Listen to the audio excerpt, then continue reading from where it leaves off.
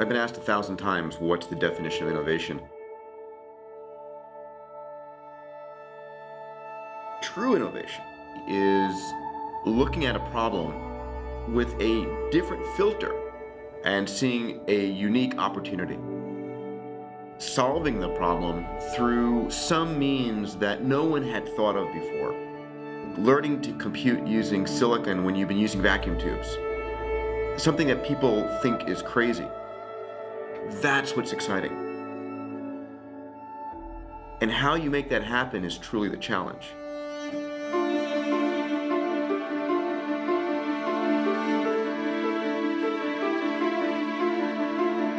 Over the last 100 years, the human race has made extraordinary progress. The human lifespan has more than doubled. The income for every nation on this planet has more than tripled. The cost of food has come down 13-fold, energy 20-fold. What's made this possible isn't just random chance. It has been the impact of technology. And guess what? Technology isn't slowing down, it's accelerating. The rate at which the technology is getting faster is itself getting faster. And riding on this exponential growth are a set of extraordinarily powerful technologies. Ultimately, everything we care about, energy, the environment, health, disease, poverty, all of these areas are going to be transformed by this exponential growth of information technology. In the next few decades, next 20 or 30 years, we truly have the ability to transform the human race into something far beyond our conceptions of what is possible. This is the reason I wanted to create an institution. We are announcing here at TED, Singularity University, to create a place that empowered people with the most powerful technologies in the world and gave them a holistic view of how they could use these technologies to impact the world.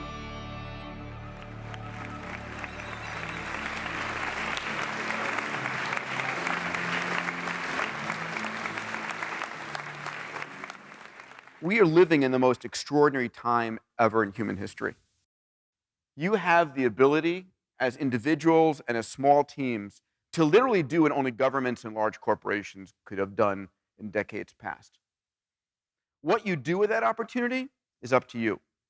And the next 10 weeks are a chance for you to really find that passion in your heart and soul, and then let no one tell you you can't do it.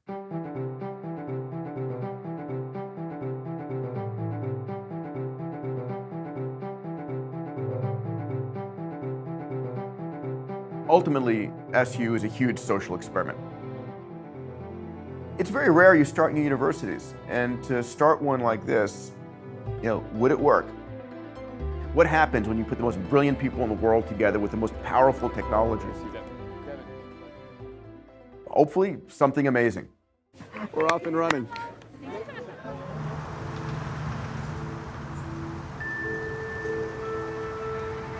My name is Andreas Rautopoulos. I'm from Greece. I'm Paula Santana, and I'm from Dominican Republic. My name is Sam, and I'm from Canada. I'm an engineer and entrepreneur. My name's Jessica Scorpio. I'm Canadian. Before coming to SU, I worked for the Prime Minister of Canada.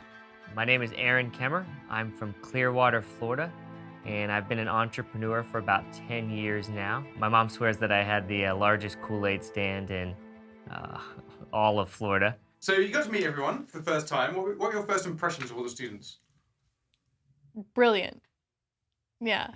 When people ask me why I did aerospace engineering, it's a little bit of a joke, but there's somewhat serious that part of it was to be able to call myself a rocket scientist. So now I'm a rocket scientist. I get to say that. I wanted to come to SU because I've always been really interested in the intersection between science and technology on the one hand and society and ethics on the other. I was actually bored out of my mind in the Netherlands with what I did, and I thought I can do more and I can do better, and I wanted to find a community where people are positive and where people are at the forefront of all the technologies and all that is happening in the world and are out there. And so SU is that kind of place? Yes, and SU is that kind of place.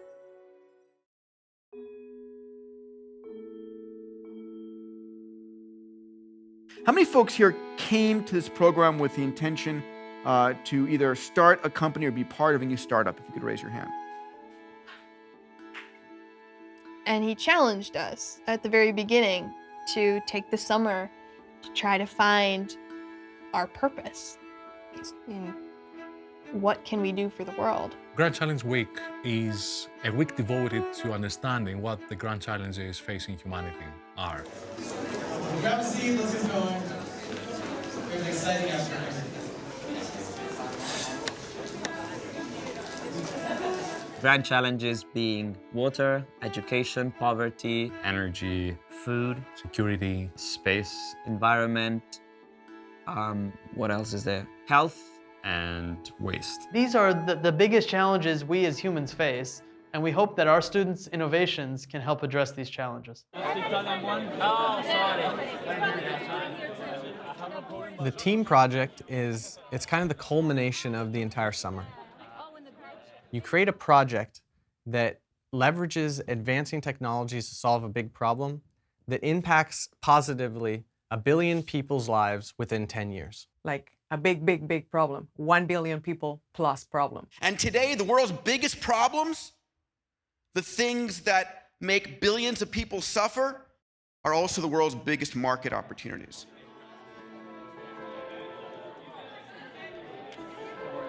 We set out such a grand goal, such a big expectation.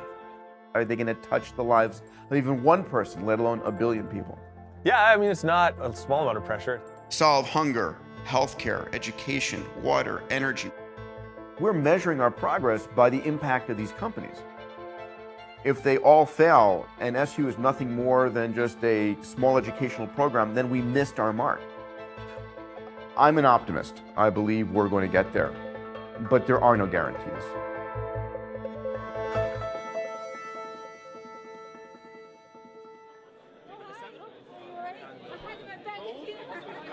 Of all the different areas, I was attracted to waste. And one of the reasons why is because waste is not sexy.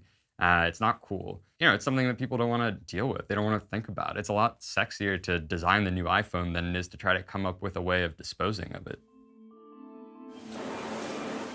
For instance, in 1995, the average life of a computer is 5 years. 2000, it shrinks down to 2 to 4 years. And nowadays, the average life of a new electronic good is between 1 to 2 years. The dark side to this, the dark side of Moore's Law, is the waste stream that this generates.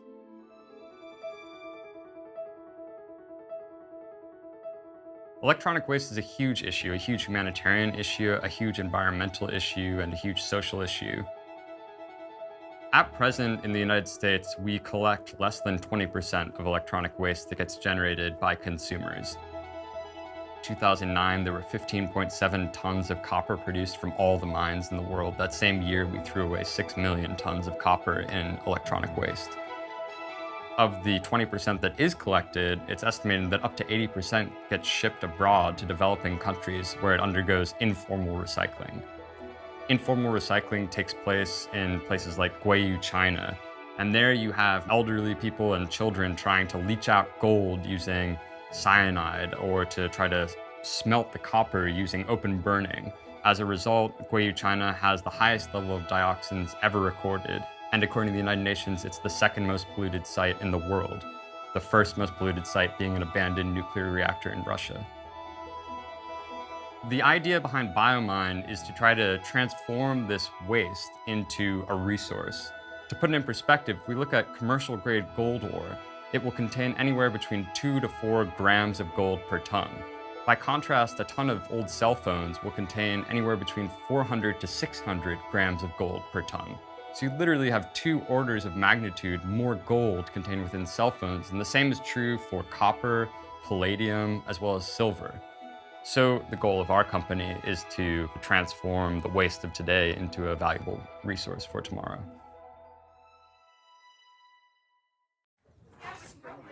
And remember, if you drop one of the bolts, it's lost in space, right? In this case, it'll go to the bottom of the pool, but okay, and then it's done. Okay? How could that be hard underwater? Upside down, with gloves on, tethered. My name is Dan Barry. I build robots.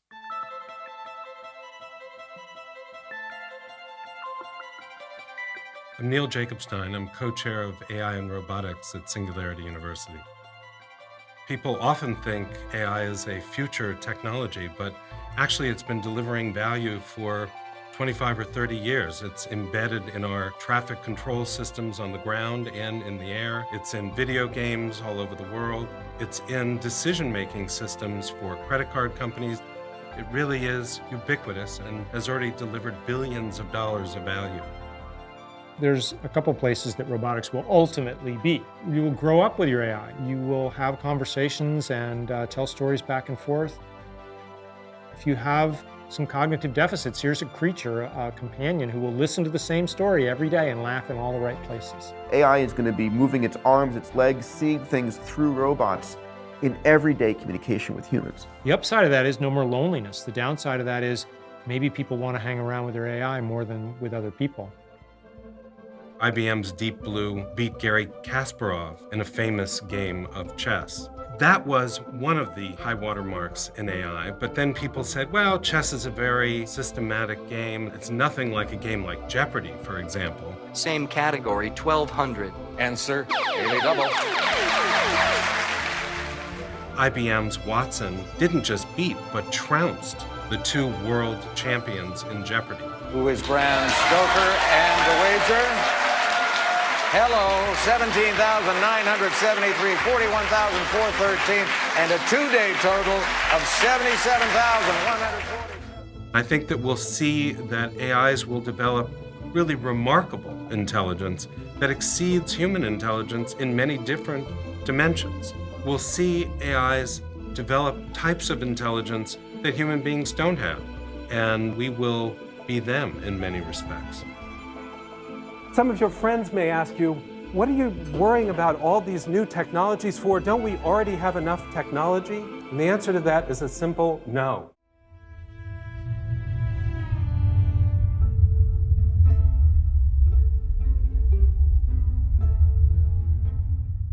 I felt the pressure to do something great. You said you wanted to change the world. You said you were interested in technology. With what you have today, what can you come up with? And give me your best shot. Matternet is addressing the poverty grand challenge. 1 billion people are disconnected because they have no access to all-season roads. That means that they cannot send goods to market, they cannot receive goods, they cannot receive medical supplies. It's almost impossible for them to find this path out of poverty. So it's not about building more roads. It's not about more subways. It's not about more bridges, really. It's about how we're thinking, how this infrastructure is growing. We are building a network. We call it Matternet, a network for transportation of matter, using unmanned aerial vehicles. These vehicles fly autonomously.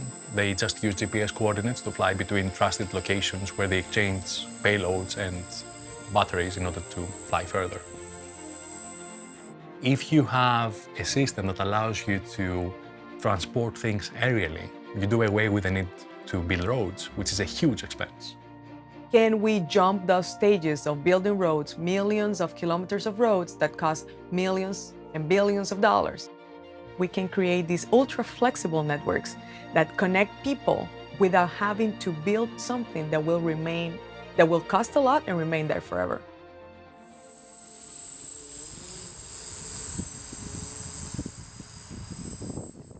I'm going to be starting over the course of summer to share with you lessons I've learned in pulling off what other people call impossible.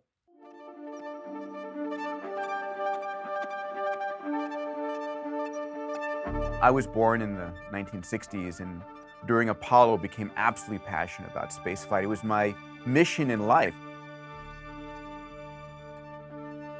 I ended up becoming a doctor to make my mom happy, if for nothing else. But all along, my passion was space. And over the years, I've started over a dozen companies in the space arena. One of my companies, Zero Gravity Corporation, has taken 12,000 people into weightlessness. We flew Stephen Hawking into zero-G. Ultimately, though, doing any of these big, bold adventures takes three things: technology, money, and people. And technology is marching along. It's driving. It's exponentially growing. There is plenty of money around the world. But getting access to the right people is always the hardest thing. All my life, I have loved pulling together communities of people who share a common ethos to do great things. And SU for me was my next step. It was, creating the place that I would want to live my life with, the community that I would want to be with a mindset that says anything is possible. It's a big, bold idea, but ultimately, that's the place I want to be living. That's the place I want to be spending my time. And this was my shot. And if it doesn't work? And if it doesn't work, I would be very upset. I'd be, if it doesn't.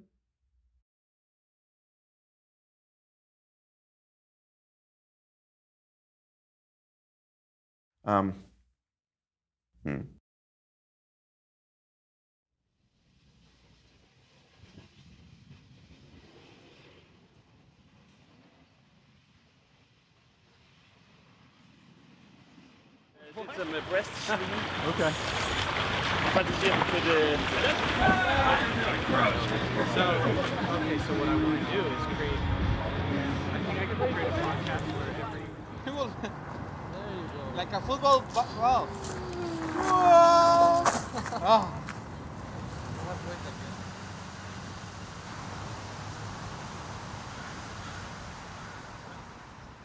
Today we say there's an app for that. Tomorrow we're going to say there's an org for that. There's an organism that will fix anything you can imagine out in this world. It's just one of the new tool sets that we have, and it's one of the most powerful we will ever have.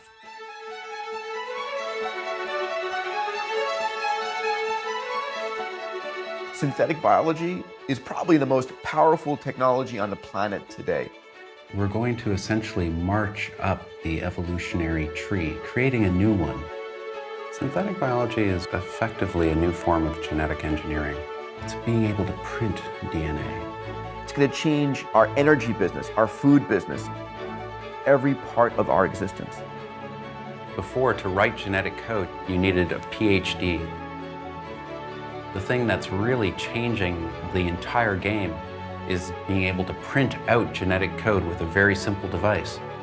So now it's no longer so much about how you're going to make this code, and more about what do you want to make with it. Really, since life began, living things have been constrained by Darwinian evolution, survival of the fittest. Now we're able to create entirely new organisms that nature would never have selected for, producing something that has some value to society. You end up being able to start to think about programming everything that's living on this planet. I think humanity will change totally in the future because of these capabilities. We have a chance to physically change our own bodies. We don't have to stay constrained by the species barrier that is human anymore. We can start to incorporate elements from other creatures. Do we want to delete out things that we know can cause disease later in life? Do we want to live longer? We've never had a choice in this before. We have nothing in our history to guide us moving to our future. We're going to have to figure this out the hard way by doing it. We've literally trained tens of thousands of students how to do this technology, starting using computer software. But you understand the point of what we're doing? Okay, go forth and biologize. And so they're exploring in the same way that 30 years ago, students were exploring how to program a personal computer. It's not going to glow. Nature hasn't been awesome enough to create this bacteria that glows on its own. So we're going to help it along. It's an exponential technology. We're going to get better at writing genomes very, very quickly. It's not just reading the book of life, it's actually starting to write new books.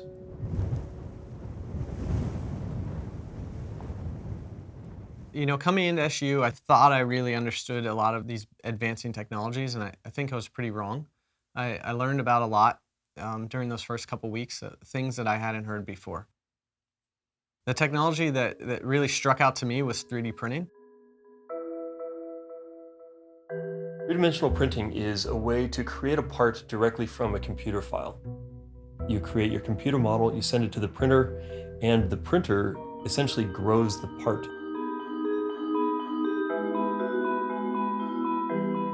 It's additive. That's the main difference, is that you're assembling molecules either by layer or by dust particle or by liquid that's being sintered or liquid being deposited. You do it enough times and you get a pretty good facsimile of what you originally intended. 3D printing is the next industrial revolution. I mean, it's that simple. Since you don't have steel tools cut in China and parts that have to be injection molded, you can actually just create your digital file, create your part, and put it on the open market. You can have that part in hand immediately. So if you are, for example, Formula One, they don't have time to tool up all their parts and to debug them and to get them prepped. And so they simply print it, they have it on the car, they test it, and it gives them a very fast iteration cycle. One of the holy grails is possibly to replace organs with generated organs, essentially 3D printed organs. There's many patients who die every year, thousands, from organ shortages. And a 3D printer will essentially print cells, using cells instead of ink, to create that key building block of an organ, the blood vessels.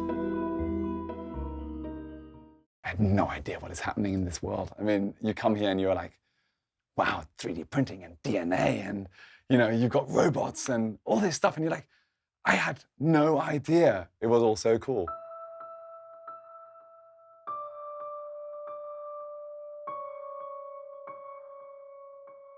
I came to Singularity University with the specific interest of starting a space company. That's when I met, my co-founder, Jason Dunn, who also had the same interest, and I really think that's why we hit it off so well, and why we were able to, create something, is because we both had that passion to create something that would affect the space industry.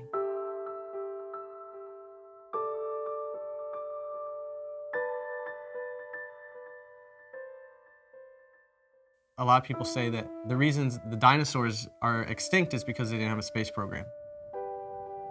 There's absolutely a survival aspect. We have more and more ways to blow ourselves up and kill ourselves. The more that we're limited to, Earth, the less likely we have a chance of even surviving as a species. If we can colonize other worlds, build colonies in space, we're basically just backing up, building redundancy, making sure that our species stays around. I think that by nature we want to explore everything that there is to explore. Those things that just make us curious. And space is that next frontier.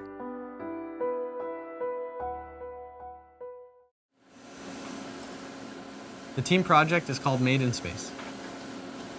The idea is that we bring 3D printers to space, and we bring manufacturing to space with it. So there's many reasons why you'd want to build in space. One of the reasons is independence from Earth. Imagine if everything that you need today you had to go get from London or Australia. That's very similar to how it applies to space. So emergencies happen. A big one is Apollo 13, where they had to put a round filter into a square hole to make sure the astronauts got enough oxygen and not too much carbon dioxide. And they had to mock together a real big solution.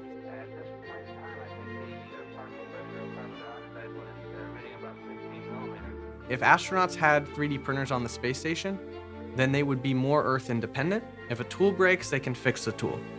If a part doesn't exist that they need, they can build the part. They don't have to rely on Earth so much, which means that their missions become less risky. The challenge itself it's daunting. I think that's the easiest way to say it. It's daunting, but at the same time, it's really, really exciting. The idea that what you're doing has the potential to impact 1 billion people positively, once you decide to do that, and once you wrap your head around that you can live that life, solving big problems like that, it's hard to turn back.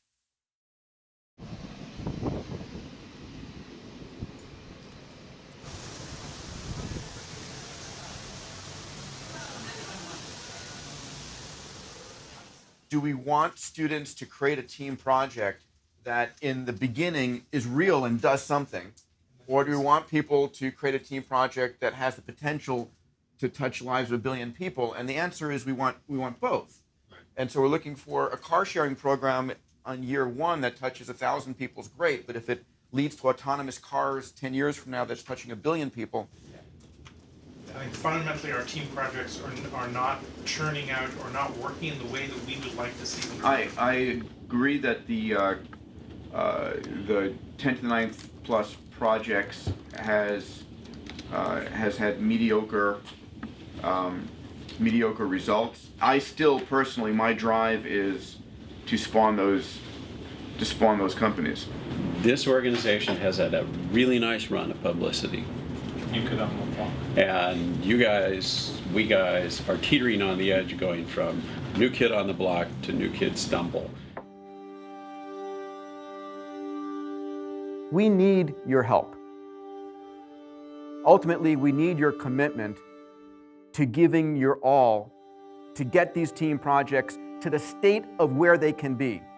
Because we depend upon their success to help us move SU forward in the eyes of the donors, the benefactors, the faculty and all, to do it next year again. And that if not you, who? If not now, when? That you have the tools to really fundamentally make a difference in these key areas. Okay, things that fail. Everything, my gosh. It's funny, you know, I try not to think about failure that much. It's a peculiar quirk I have, so I have to force myself to think, okay, where was there a failure? Oh yeah, it's the majority of what we do. Probably the biggest single thing that's good about Silicon Valley is its love for failure. Here, if you haven't failed, if you only had successes, people will look at you skeptically like, oh, that means you've never done anything interesting. It means you only did something that, you know, anybody could do, right? You never took risks. And it's the notion of fail often, fail early. It's the idea that if you don't try stuff, you become very risk adverse. The more you've invested in something, the less you're willing to let it go because, my God, I've spent so much time and I've spent so much money. How can I possibly stop? I'll fail. If you want to make something work, you have to follow the scientific method, and that requires failure. It's part of the process. Edison, in fact, had advisors who said that after 1,000, 2,000 filaments it didn't work, this light bulb project really should be abandoned. It wasn't working, just like we told you it wouldn't work. But he felt, no, he had actually succeeded in finding out that these 2,000 filaments didn't work. And I've had also a lot of failures. I want to be very clear about this. I've had the companies I'm not telling you about. Science is very frustrating. For every one breakthrough, there are 10,000 broken dreams. Seriously, launch vehicles, satellite communications, telecom companies, plenty of companies where I've lost millions of dollars and years of time. But I learned something. Aliens didn't give us this technology. It's a byproduct of hard work, of dead ends, of frustration.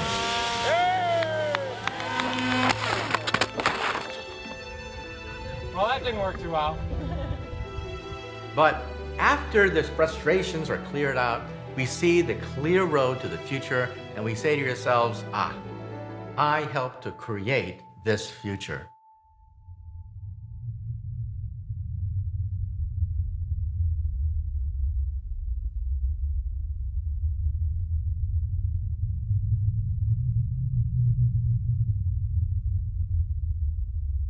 My name is Mark Goodman. I'm Chair of Policy, Law, and Ethics at Singularity University. I work to understand the security implications of emerging technologies. For every bit of technology that get introduced, there's potential upsides and there's potential downsides. We're seeing more and more robots that are being armed. There are 12,000 ground-based systems, robotic systems in Iraq and Afghanistan that have got guns. Who thinks it's a good idea to give a robot a gun? I'm quite concerned about the idea of putting weapons on autonomous vehicles and then providing those vehicles with the authority to decide when and whom to shoot. How we keep that under control and how we manage that is an open question right now. Synthetic biology has the opportunity to be highly disruptive. It can create abundant fuels. We can have biofuels such that we're no longer required to rely upon petroleum. What's interesting about synthetic biology is that since 2008, SynBio has been proceeding at a pace 3 to 5 to 10 times Moore's law, which means that the rapid development in synthetic biology as an avocation and as a profession may not take 30 years as it did with the personal computer, but it might only take 10. What that means is that many, many more people will be playing with biology. They'll try to produce fish that glow in the dark. They will try to produce cancer treatments. They'll try to produce things that are half horse, half elephant. I mean, who knows what they're going to do? In the future, even a high school kid may be able to get a contraption, simply type the letters of the alphabet, A, T, C, G, in different order, and create a designer virus. No innovation is risk-free, but I think we do have to be concerned about the innovations where the potential downside could be not limited, but almost global.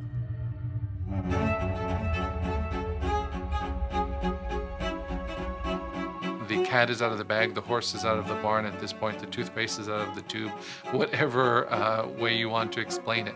We're not going to pull back, we're not going to stop the technological innovation. No, we can't stop innovation even if we wanted to.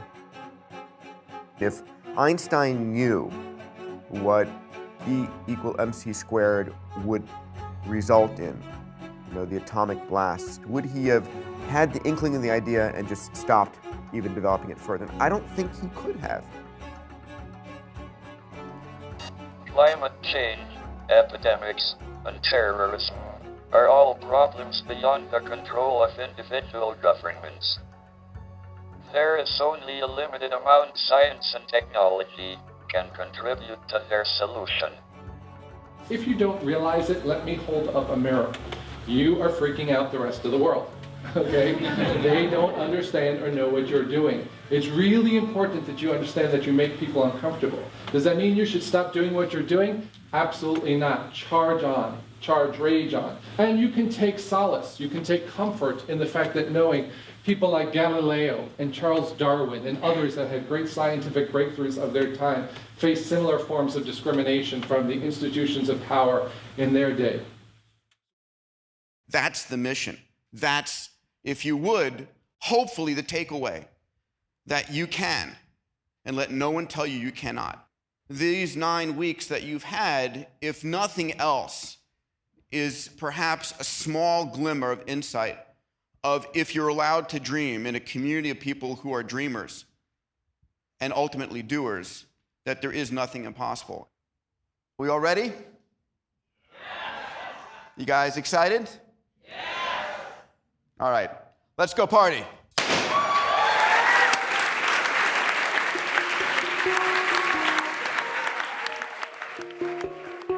These companies, these ideas, were created within this bubble of optimism within Singularity University where anything is possible.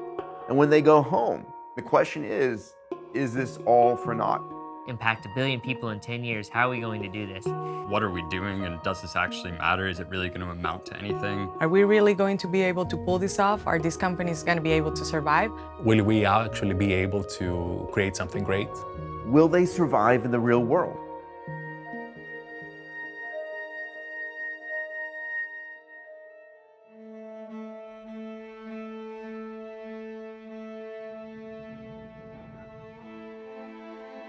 Since leaving SU, we created the company. We took it out in the field for our first trials of Matternet in the Dominican Republic and Haiti.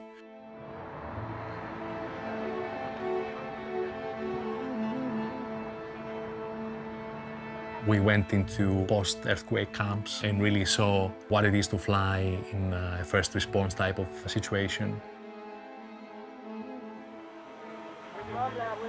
We really wanted to see technology working at the place where it could be used and see what problems would emerge there. The whole experience really informed our thinking tremendously.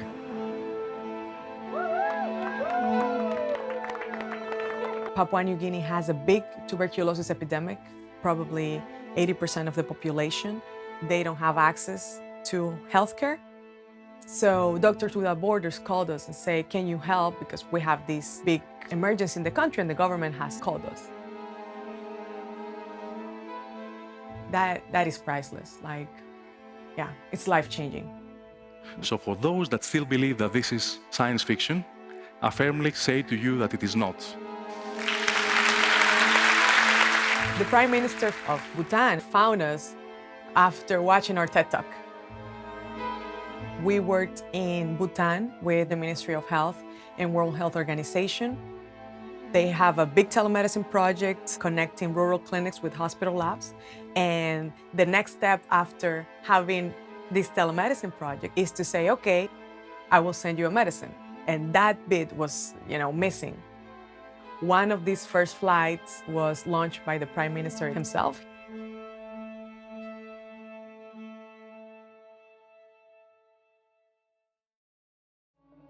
We're launching our first product this year, the components that will allow people and companies to set up their own transportation networks.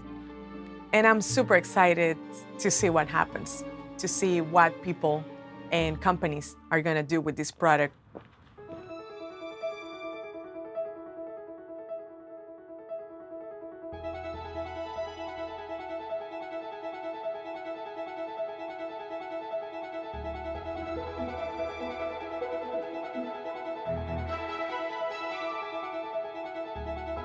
This is a big deal. It's very bright. The future of modern is very bright.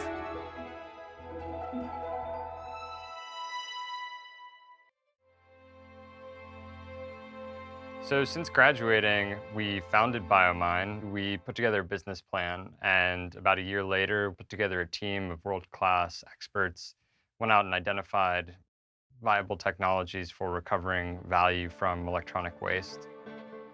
To date, we've raised nearly $50 million. And that financing allowed us to really put together the engineering plans to build our first facility in the United States, which will be the first facility of its kind in North America to recover value from electronic waste. Former Vice President Al Gore was actually there to help make this announcement today in Mississippi County during a ceremonial groundbreaking. This started with environmentalists who were looking for a way to deal with a very bad environmental problem.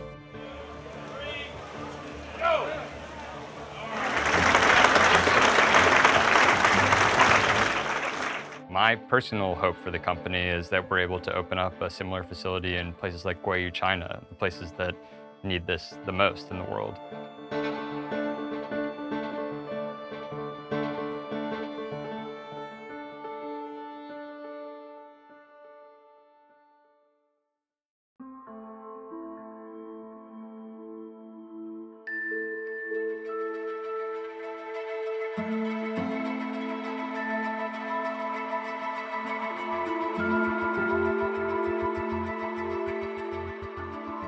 Since I left SU, we've made significant steps with bringing 3D printing to space. We were lucky enough to nail our first contract with NASA to do a bunch of zero-gravity flights. That's where we tested our concepts for 3D printing. Jason Dunn here, live in zero-G airplane with the Made in Space experiment. Coming to you live. The first time we're going to manufacture weightlessness. I like it. We flew roughly equivalent to about 2 hours of zero gravity time. Being in zero gravity takes you to a whole nother world. We got to understand what zero gravity really feels like. It let the team understand the environment they're designing for. By the end of those tests, we basically became the people who understood how 3D printing worked in zero gravity. High five! Yeah, face five! Face five! How'd you do? It was great. After we did all these successful zero gravity flights, we went on to develop a design for a 3D printer with NASA.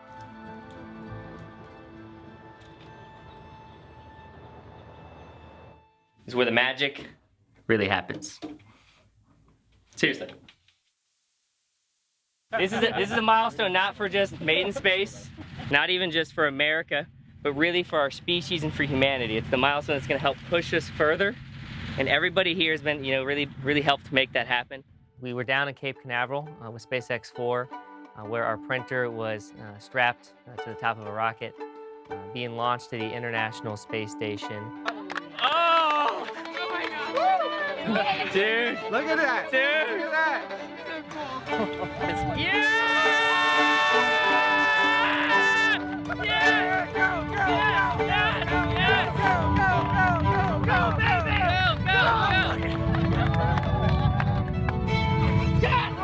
Man, when that rocket launched, we were crying. On the ground, in the air, 3D print everywhere! It was a big moment. You know, it's spent 4.5 years, I think, up to that point.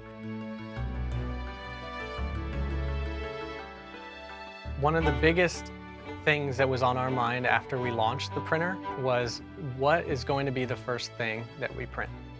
That's the first thing ever manufactured off of planet Earth. The first thing we ever made off of planet Earth was a piece of the printer itself.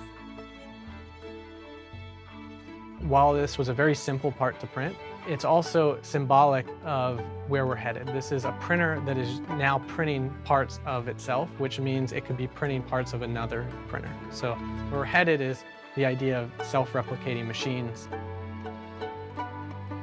If we can make it even a little bit easier for humans to go to space, then we're not impacting 1 billion people, we're impacting everybody. We're impacting the whole planet.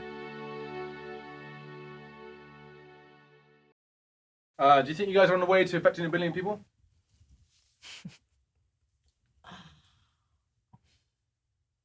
We are on the road to impact 1 billion people. It's definitely a really big goal. I think it can be feasible. But I think also it depends on, how you're measuring the success of SU. I think SU has already proved that it's working. What you find here are companies that are taking huge risk. They don't see much, sometimes much potential in the near term because everybody here is focused on how do you change the world, how do you do something that across the rest of your life has a giant impact. I think that if SU can change the conversation and can draw people away from, these sort of short-term goals and into this more long-term thinking, then I think it's succeeded in its mission. The fact that Singularity University has given this opportunity to people like me that were hungry for changing the world, for doing things differently, for thinking differently, this in itself is a big success, I think.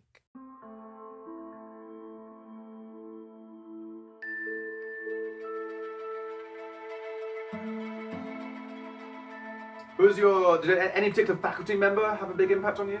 Barry. Dan Barry. Dan Barry. Dan Barry was definitely one of the most inspiring people I've ever met. Everybody in my first grade class wanted to be an astronaut.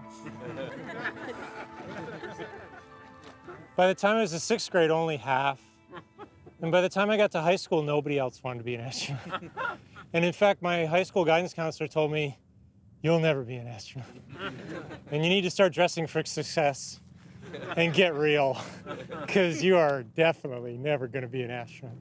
So I never met anybody for years that was going to be an astronaut. And it became embarrassing, and I stopped telling people that's what I wanted to do, except for my wife, who I told on the very first day we met, and now she believes me about stuff. But anyway, so it really was. It was embarrassing. I wouldn't tell people that I want to be an astronaut because people would think it was this big joke, right? And so I found other things to do, but I started to apply. And in 1978, I applied to NASA to be an astronaut, and they said no. So then in 1979, I applied, and they said no. And so in 1980, they said no. In 1981, they said no. And so I applied in 82, and they said no. And I applied in 83, and they said no. In 84, they said no. In 85, they didn't take applications, so that was a good year. And 86, they said no. And 87, they said no. Well, by 88, I was an assistant professor, and I was already embarrassed to tell people I was applying. And now you have to go to your department chairman and say, I want to apply to be an astronaut, and I need your recommendation, sir. And of course, the response is, what? So in 88, I applied, and they said no. In 89, I went back to my department chair and said, I need you to write another letter, having failed last year. And he said, you ought to be thinking a little more about tenure and a little less about space. And I'm like, I know, but will you still send out the other? Yeah, okay. So in 89, I applied, and they said no. And in 90, I asked him again. He said, you're way too old. I said, oh, crap. So I called NASA. I said, am I too old? And they said, no, you're not too old. Keep applying. We know who you are. So I said, okay. So I applied in 1990, and they said no. And then I went back. I went to the department chair in 91. I said, well, I'm going to do this again. He said, well, at least you got tenure, but I still think it's just stupid, and you're really too old. And so anyway, I applied in 91, they said no. So, you ever get the thin envelope, you know, in April? Every April, I get this thin envelope. They don't call you and say no, they just send you this thin, I was like the king of the thin envelopes, right? I was waiting for the FedEx thick package, which never came, right? So, but anyway, so I applied in 92, and I got a phone call, which is way better than an envelope. And I went down there, and I met all these other people who wanted to be astronauts. And I met people who were astronauts. And this was, I hadn't met anybody else who wanted to be an astronaut for 20 years. I couldn't find anybody else. So I wrote home, I said, I found people just like me. And I don't care whether or not they let me be an astronaut. I'm coming here to work. And the neat thing is that tonight, after today, I'm gonna write a really similar email. So it was great to meet you all today. 92. Booster ignition and liftoff of Endeavour in pursuit of a Japanese satellite. You know, people say, were you scared on the pad? I really wasn't. The only concern I had was whether or not this adventure that I had been waiting for 40 years to do wouldn't live up to the billing. You know, suppose I got there and didn't like it. And you never know, right?